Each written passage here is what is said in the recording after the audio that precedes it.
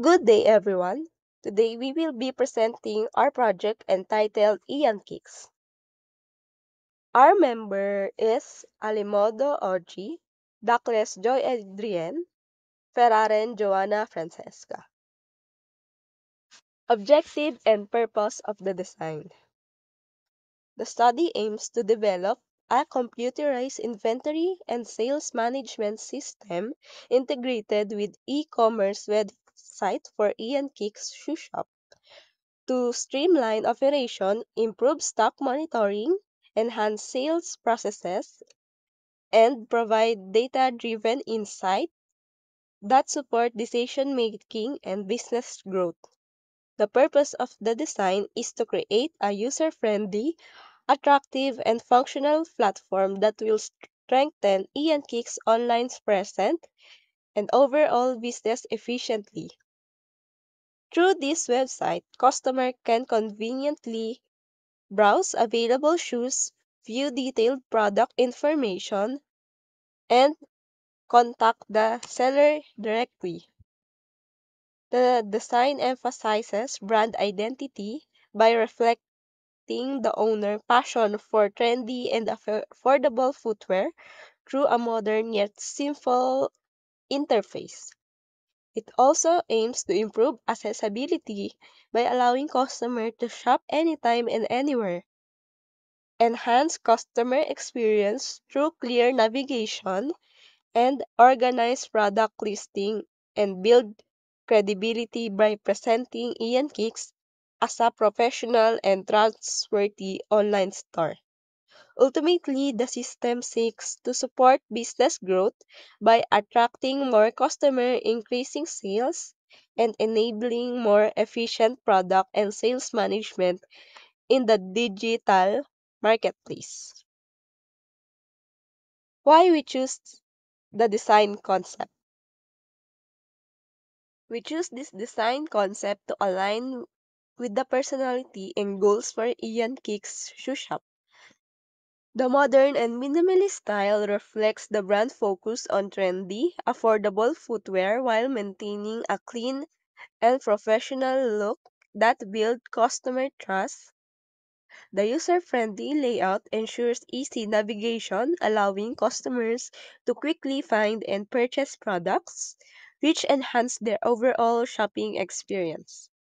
Additionally, the concept emphasizes functionality, integrating both e-commerce and inventory management features to help the owner efficiently monitor stocks, track sales, and manage business operations.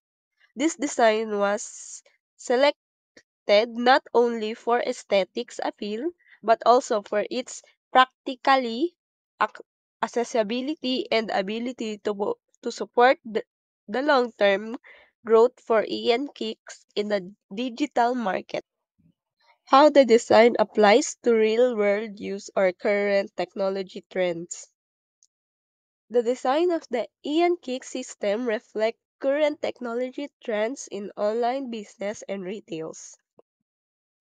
In today's digital era, many small and medium enterprises are shifting towards e-commerce platforms to reach wider audiences and operate efficiently with minimal physical costs.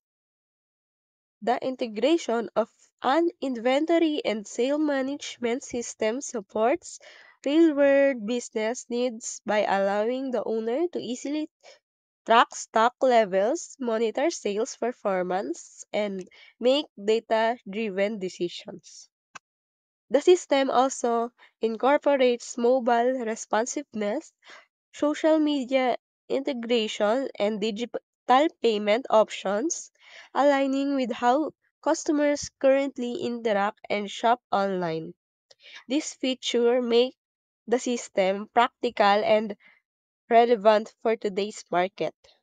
Overall, the design applies real-world usability and current technological practices to help Ian Geeks stay competitive, accessible, and efficient in the rapidly growing digital marketplace. Next, Demonstration of the interface. Ito po yung makikita sa homepage namin. May nakasulat na footwear, sneakers, then runner shoes po. Nakikita niyo din yung anong itsura nila. Ayun po isa sa mga binibenta ng client namin na si Sir Ian. And ayan din po, sa baba niyan, makikita niyo yung feature shoes. Po yung mga binibenta. Once na clinic po yan, makikita niyo po kung magkano. Then, ayun po yung mga picture nila. Meron din Facebook, Instagram, featured, and contact po. Then next, kung gusto mo naman mag-add to cart, ayan, pipili ka lang dyan. Ayan yung category na all shoes na makikita dyan. May next din siya. And ayan naman yung women's shoes. Nakikita nyo yung size niya, kung anong available size. And ayan naman, makikita nyo din kung may bang color siya.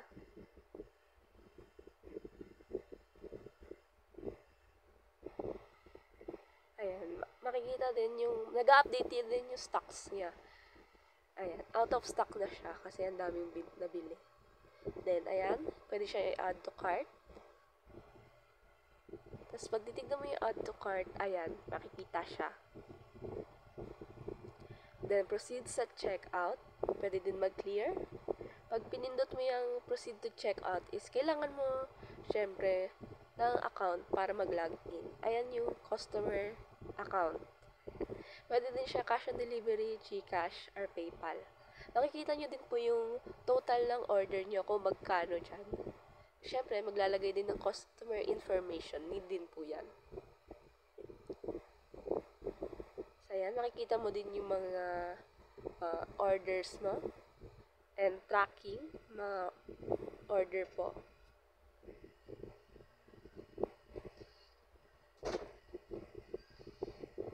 Ngayon naman is pupunta tayo sa admin page. Ayan, magla-login po muna yung admin para makita.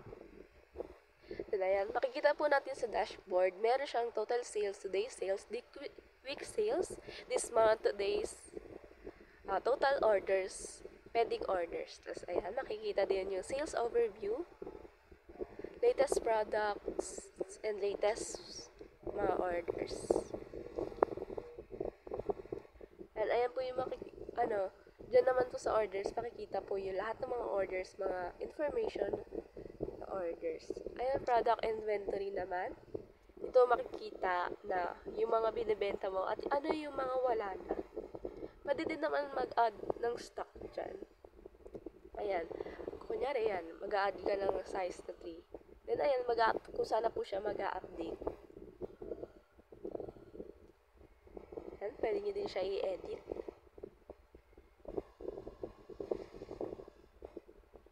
Ayan, pwede din kayo mag-upload ng image para makita ng customer kung ano yung binibili nila. Ayan po yung mga username.